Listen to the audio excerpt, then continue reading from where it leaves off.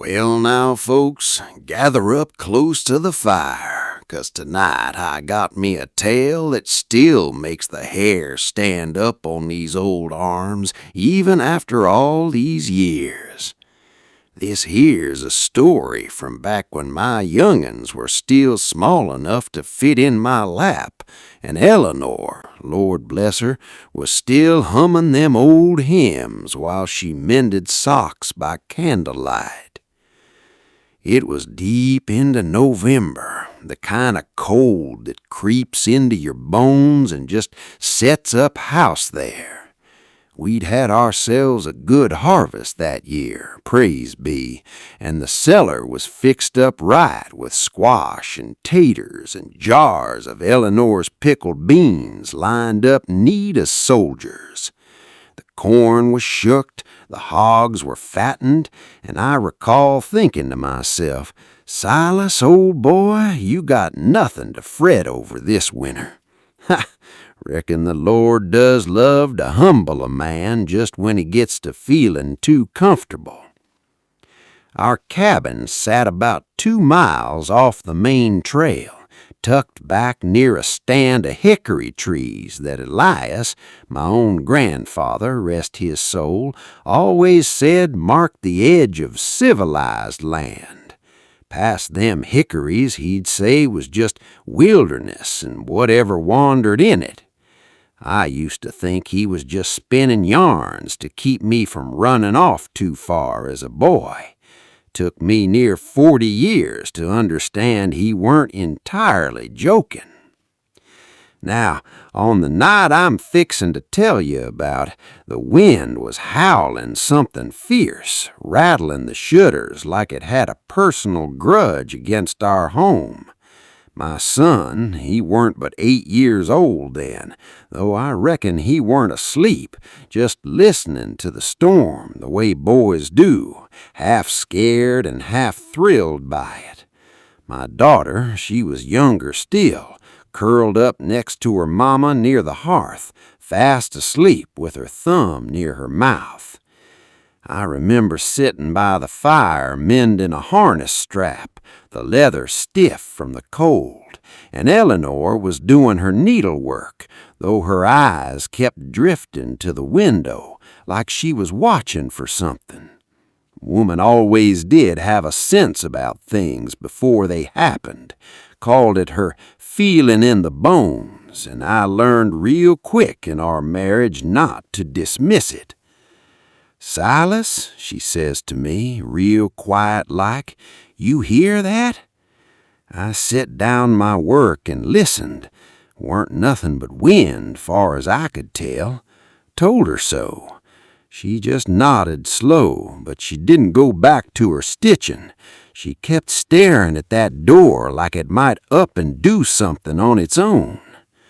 Now, back in them days, folks didn't get many visitors after dark. Ain't like now, where a body can just hop in a wagon and go wherever the notion strikes 'em any hour of the day or night.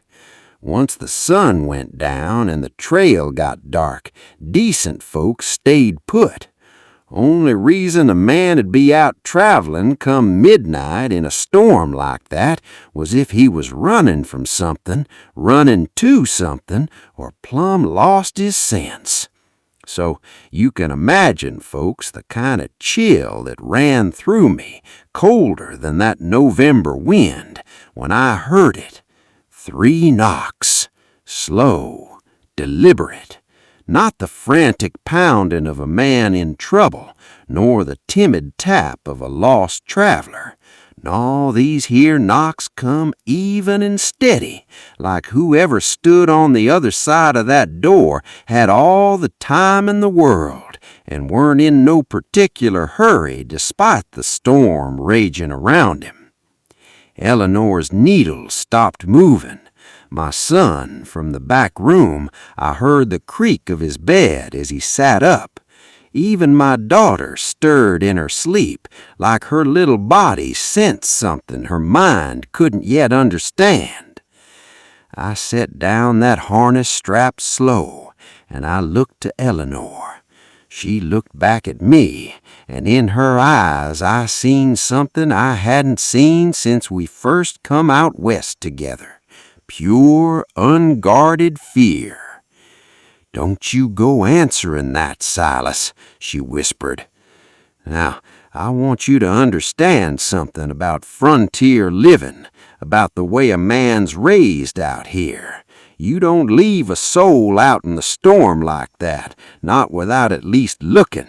That's just decency, plain and simple, drilled into me by my own grandfather Elias, who never once turned away a stranger in all his years, not even them he had good reason to be wary of. But something about them knocks, something about the way the wind seemed to still just a moment after, like even the storm itself was holding its breath waiting on my answer. Something about all that made my hand shake as I reached for that door latch. I want you to sit with that feeling a moment, folks, that stillness, that waiting. 'Cause what come next, I still ain't rightly sure how to explain, even after all these years of turning it over in my mind by firelight. My hand found that latch, and I want you to know, folks, my fingers were trembling, and not just from the cold neither. I looked back once more at Eleanor, and she give me the smallest nod, like she'd made her peace with whatever was coming, even if her heart weren't in agreement with her head. I pulled that door open, and the wind near tore it clean out of my grip. Snow and cold came rushing in like the storm itself wanted to look inside our home. And there, standing just beyond the threshold, was a man. Tall fella. Taller than me, and I ain't a short man myself. He had a long coat on him, dark as a crow's wing, near soaked through with melted snow, and a wide-brimmed hat pulled low so his face sat mostly in shadow. His boots, and I recall this detail clear as day, folks, clearer than I recall what I had for supper last Tuesday. His boots weren't muddied none, not a speck of dirt nor snow clinging to 'em, despite the man standing out in that storm for however long he'd been out there. "Evening," he says, voice calm as a still pond. "Might a weary traveler trouble you folks for shelter this night?" Now, everything in me, every ounce of frontier hospitality my grandfather Elias ever taught me, said to usher the man in straight away, get him by the fire, fix him a bowl of stew.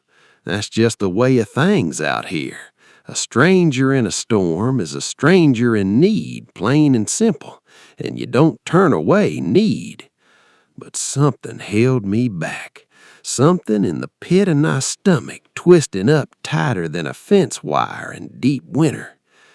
"Where are you traveling from, stranger?" I asked him, keeping my hand firm on that door. He tilted his head slight like the question amused him somehow. "From further back than you'd rightly believe, I reckon," he says. Strange answer, but I chalked it up to the man being half froze and not thinking straight. Behind me, I heard Eleanor rising from her chair, moving toward the back room where our children slept. Protective instinct, I figured, get the young'uns further from the door, just in case. My son had come out from the back room by then, standing in the doorway with eyes wide as saucers, staring past me at this stranger on our porch. "Pa," he whispered, "the cows are hollering." Now that struck me odd, folks, on account of our cattle being penned up good and snug in the barn, some 30 yards off through that storm.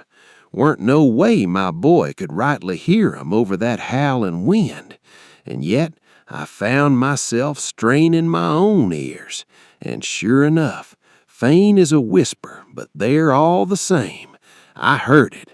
that low, mournful bellowing cattle do when something's troubling 'em, something fierce. The stranger's head turned slight toward the barn, just a fraction, like he too was listening. And I swear on my mother's grave, folks, for just a heartbeat, I thought I seen something flash behind them shadowed eyes of his, something that weren't rightly human. "Sir," I says, trying to keep my voice steady as a man can when his gut's telling him something's powerful wrong, "we ain't got much room for guests this night, but I reckon there's a barn out yonder with fresh hay if you'd care to shelter there till morning." It weren't the neighborly thing to do, and I noted as the words left my mouth. My grandfather would have been ashamed, likely, seeing me hesitate on taking in a soul from the cold. But something about this fella standing on my porch weren't sitting right in my bones, and a man's got to trust them instincts when they rise up strong like that. The stranger was quiet a long moment, staring at me, or through me, I couldn't rightly tell which was, before a slow smile crept up under the shadow of that hat brim. "The barn'll do just fine," he says. "Obliged for your hospitality." Something about the way he said that last word made the hair on my neck stand clean up. He turned then, slow and unhurried, despite the storm still raging fierce around him, and walked off toward the barn like the wind and snow weren't bothering him none at all. I watched him till his shape melted into the darkness and the snow, and only then did I shut that door and set the bar across it, something I hadn't done in all our years living out there, on account of never needing to before.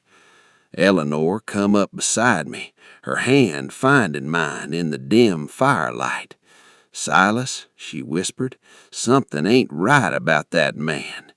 I nodded slow, still staring at that barred door like it might not be enough to keep out whatever had just walked onto our land. "I know it," told her. "I aim to keep watch tonight." Little did I know then, folks, just how long and strange that night of watching was fixing to become. I made my way back to the cabin through that storm, feeling every one of them steps like my boots was made of lead 'stead of leather. Eleanor had the door unbarred quick as I knocked our particular signal, 3 quick raps followed by 2 slow, something we'd worked out years back for just such occasions, and pulled me in out the cold, her eyes searching my face for answers I weren't rightly sure how to give her. "Well," she asked, voice barely above a whisper so as not to wake the children, though I expect neither of 'em was sleeping regardless. I set my rifle down and warmed my hands a spell 'fore I answered, trying to gather my thoughts into something that'd make a lick of sense. "Cattle spooked something awful," I told her, "and that stranger, Eleanor, he knew my name. Never told him, and he knew it plain as day." Her face went pale as the snow outside. "Silas, I told you something weren't right about that man." Now, my grandfather Elias, God rest him, used to tell stories himself back when I was but a boy, sitting at his knee much the same way my own children sat at mine. And among them stories there was tales of travelers who weren't quite what they seemed, beings that wandered the frontier, testing the hospitality and character of them they encountered. I'd always taken them tales as just that, tales meant to teach a lesson about kindness and caution both, not meant to be believed as gospel truth.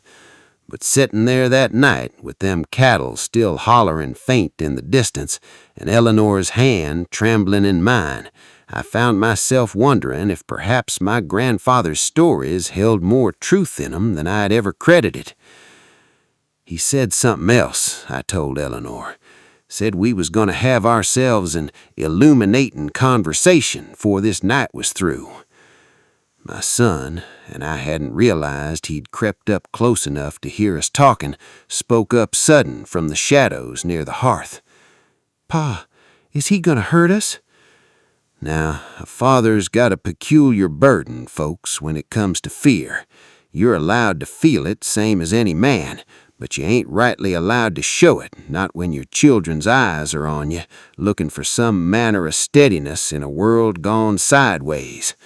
So I knelt down to my boy's level, and I told him, calm as I could manage, "Ain't nobody gonna hurt this family, long as I'm standing, son. You understand me?" He nodded, though I could see he weren't fully convinced, and truth be told, folks, neither was I entirely convinced myself. We set up watch through what remained of that night, taking turns, Eleanor and myself, while the children huddled close by the fire, too frightened and too curious both to properly sleep. The storm outside seemed to ease some as the night wore on, though the cold never did let up, and every so often we'd hear them cattle give another mournful holler, like they was still troubled by whatever presence had settled into our barn. Round about the deepest part of night, that hour my grandfather always called the hollow hour, when he claimed the veil between what's natural and what ain't grows thin as parchment, I heard footsteps outside our cabin. Slow, deliberate, same rhythm as them midnight knocks from earlier. Eleanor's hand found mine again, gripping tight enough to near hurt. The footsteps stopped just outside our door, and for a long moment, longer than any moment rightly ought to stretch, there weren't no sound at all. Not the wind, not the cattle, not even the crackle of our own fire, like the whole world had took in a breath and was holding it steady, waiting on something. Then, soft as a whisper carried on wind, I heard that stranger's voice again, though he weren't knocking this time, just speaking calm through the wood of our door like it weren't even there to separate us. "Silas," he says, "I reckon it's time we had that conversation." Now, I want you to sit with that a moment, folks, same as I had to sit with it that night. A stranger standing outside your home in the dead of the coldest hour, speaking your name soft and familiar as an old friend, inviting himself to a conversation you ain't rightly sure you're prepared to have. I looked to Eleanor, and she looked back at me, and in that shared look passed between us near 20 years of marriage, of raising children together, of facing whatever the frontier threw our way side by side. And in that same look, I seen her telling me plain as words themselves could have said, "Whatever's out there, Silas, we face it together." I rose from my chair, steadying my nerves best I could manage, and made my way toward that door, wondering what manner of truth or trouble waited on the other side. I stood at that door a long moment, folks, my hand hovering near the bar, not quite ready to lift it. Behind me I heard my daughter stir and whimper soft in her sleep, and Eleanor moved quick to soothe her, keeping her voice low and steady despite the fear I knowed was coiling up tight in her own chest. "Silas," the stranger's voice come again through that door, patient as a man with all the time in creation. "Ain't no cause for alarm. I mean this family no harm. Truth be told, friend, I mean you a kindness, though I reckon it don't feel much like one just yet. Now, my grandfather, Elias, used to say that the most dangerous lies are the ones wrapped up in words of comfort. But something in the way this stranger spoke, something underneath the strangeness of him, didn't carry the weight of deceit, carried something else instead, something closer to sorrow, if I'm rightly naming it. I lifted that bar and opened the door. He stood there in the pale light of the moon, breaking through the clearing storm clouds, hat still off, and for the first time I got a proper look at his face, And folks, I want to tell you true, there weren't nothing monstrous about it, weren't twisted nor fearsome like the creatures from Elias's old tales, just old, older than any man had rightful business being, with eyes that carried the weight of years beyond counting. May I speak plain with you, Silas, out here so as not to trouble your wife and children further? He asked. I stepped out onto the porch, pulling the door near shut behind me, though I kept my hand on the latch, ready to duck back in should things turn sour.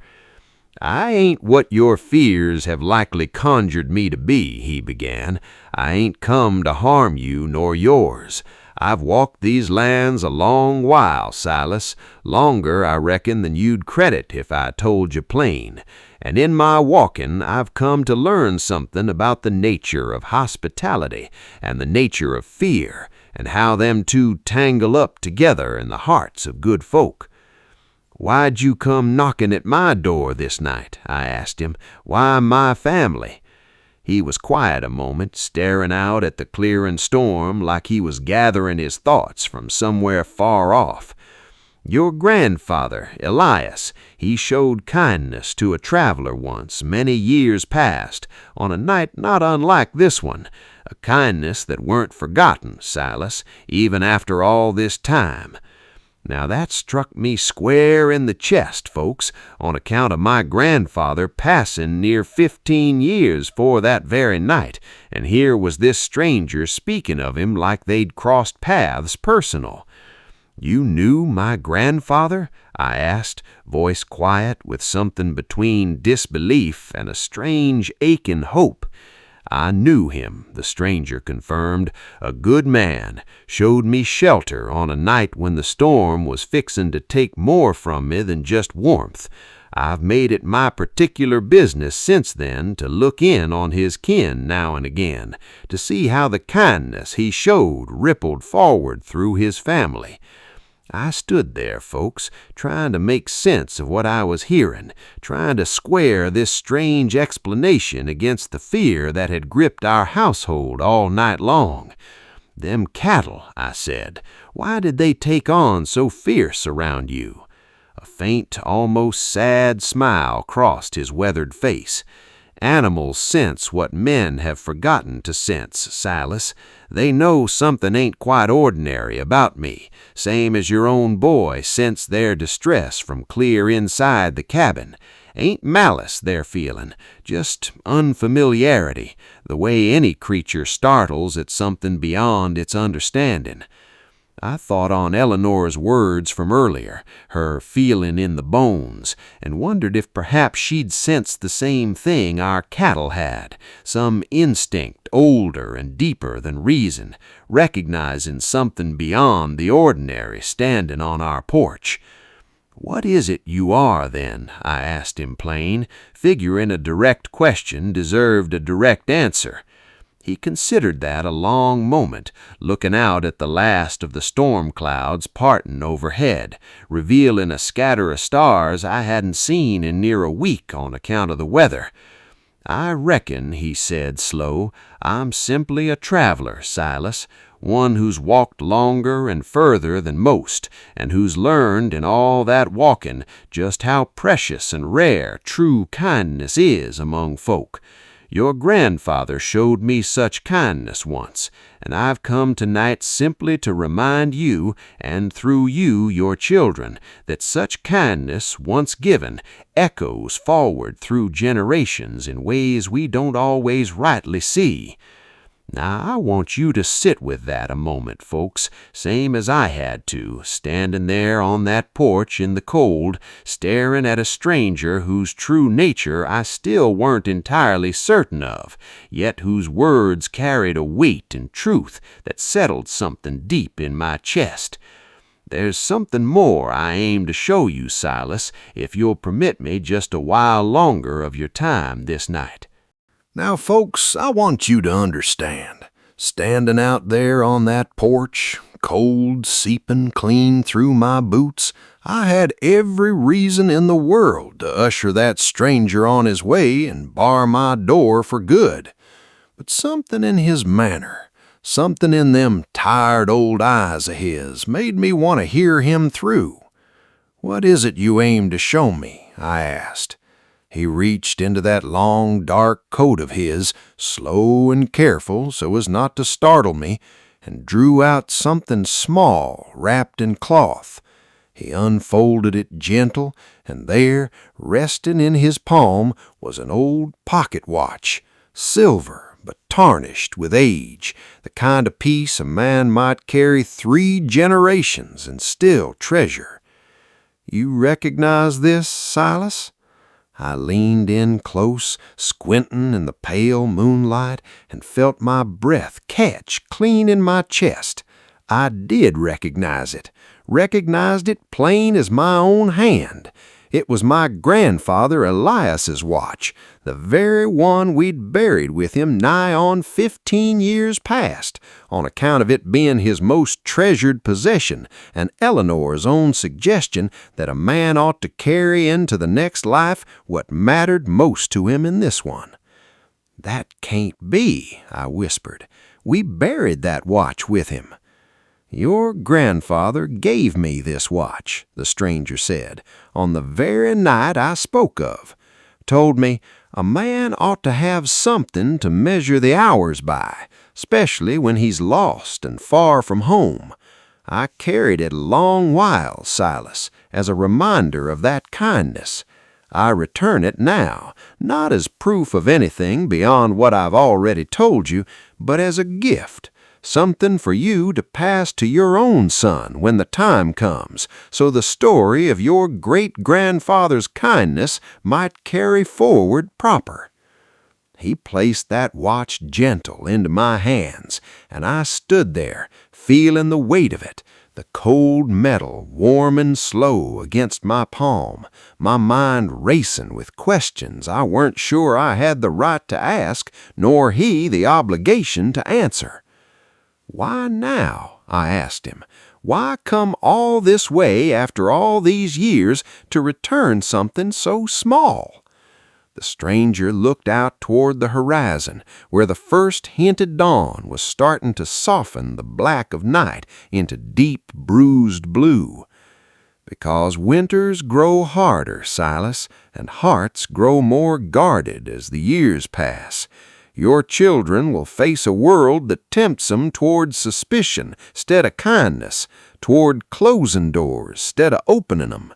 I reckon a family needs reminding now and again of why opening that door matters, even when fear tells you otherwise.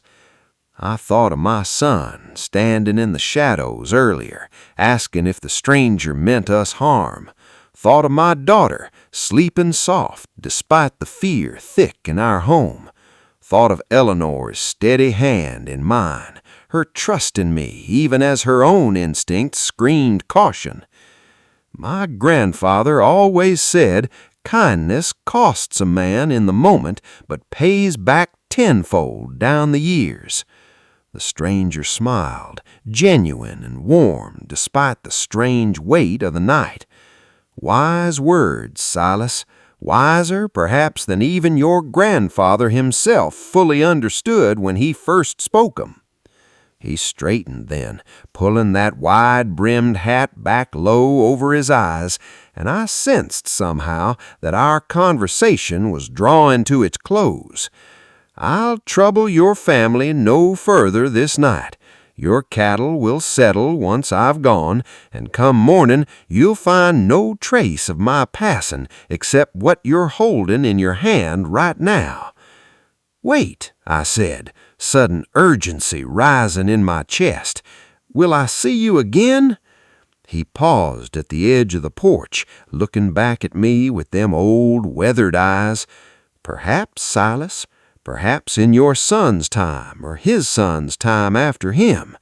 Kindness, such as your grandfather's, has a way of drawing certain travelers back, generation after generation, to see how it's carried forward. And with them words hangin' soft in the cold mornin' air, he stepped off my porch and into the fadin' shadows of night, his form seemin' to blend and dissolve into the mist risin' off the snow, till there weren't nothin' left of him at all, like he'd never rightly been there in the first place, except for the watch restin' solid and real in my tremblin' hand. I stood on that porch a long while after he'd gone, folks, just watching the mist settle back over the snow like nothing unusual had ever passed through our land that night.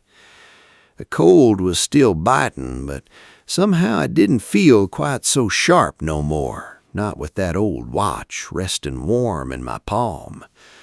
When I finally stepped back inside, Eleanor was waiting by the fire, her eyes searching my face same as before, though this time I reckoned she could see something had eased in me. "Silas," she whispered, "what happened out there?" I set that watch down gentle on the table between us, and she gasped soft when she recognized it, her hand coming up to her mouth. That's Elias's watch, Silas. We buried that." "I know," I told her, settling into my chair with a weariness that went clean down to my bones, though it weren't an unpleasant tiredness. I told her then, quiet so as not to wake the children further, all that stranger had spoke of, my grandfather's old kindness, the rippling of it forward through years and generations, the reason for his strange visit that midnight. Eleanor listened close, her fingers resting light on that old silver watch, and when I finished, she was quiet a long moment, staring into the fire's dying embers. "Your grandfather always did say kindness don't never truly disappear, just changes shape sometimes, waiting on the right moment to show itself again." We sat there together a while longer, the two of us, watching them last embers glow soft in the hearth, feeling the weight of that night settle into something peaceful instead of fearful. Outside, I noticed, them cattle had gone quiet at last, settled back into their usual restful lowing, like whatever unfamiliar presence had troubled 'em had finally passed on complete. Come morning, the storm had cleared entire, leaving behind a world blanketed pure white, sparkling soft under a sky so clear and blue it hardly seemed like the same sky that had howled with such fury just hours before. My son come running out to the porch soon as he woke, asking after the stranger, his eyes wide with the particular wonder only a child carries into such mornings. "He's gone, son," I told him, resting a hand on his shoulder. "Gone on to wherever it is such travelers go." "Was he a ghost, Pa?" my boy asked, staring out at the pure, undisturbed snow like he half expected to find footprints leading away from our home. I thought on that a long moment, folks, same as I thought on it many times since, telling this tale by firelight to young'uns and grandbabies alike over all these passing years. "I don't rightly know what he was," I told my son, "and I tell you same, dear listener. Might have been a spirit, might have been an angel wearing the shape of an ordinary traveler, might have simply been a lonely wanderer, carrying a story and a small kindness forward through the years you might never live to see the whole of. Whatever he was, son, I reckon what matters most is the lesson he come to remind us of." "What lesson, Pa?" I knelt down to his level, same as I had that fearful night, though this time there weren't no fear left in my heart to hide from him. That kindness shown, even to a stranger, even when it cost a man something in the moment, has a way of coming back around, sometimes in the strangest of ways, long after we've forgotten the kindness ourselves. Your great-grandfather Elias showed a small kindness to a stranger many years past, and that kindness found its way back to us all these years later as a gift and a reminder both. That old pocket watch, folks, has been passed down through our family since that peculiar night. I gave it to my own son when he come of age, same as that stranger bid me to do, telling him the very story I'm telling you now by this same fire all these years later. And I reckon someday my son will pass it to his own boy, telling this same tale once more, keeping that small ripple of kindness moving forward through our family, generation upon generation.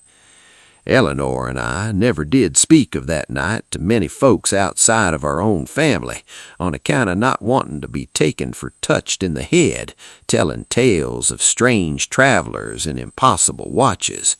But sitting here now in the quiet peace of my old age, telling you this story, same as I've told it to my own kin over the years, I find myself hoping it settles something peaceful in your own heart too, dear listener. Perhaps there's a lesson in it for you, same as there was for me and mine. Perhaps next time fear tempts you to bar your door against a stranger's need, you'll recall Old Silas's tale, and the small, quiet ripples kindness can send forward through years you might never live to see the whole of. The fire's burning low now, folks, and I reckon it's high time for resting. Let that old watch keep its steady, patient ticking somewhere in the back of your mind as you drift on toward sleep. A gentle reminder that kindness given freely never truly fades, but waits patient like a midnight traveler for its moment to come round again. Good night, folks. Lord bless you, and I'll see you around the fire again soon.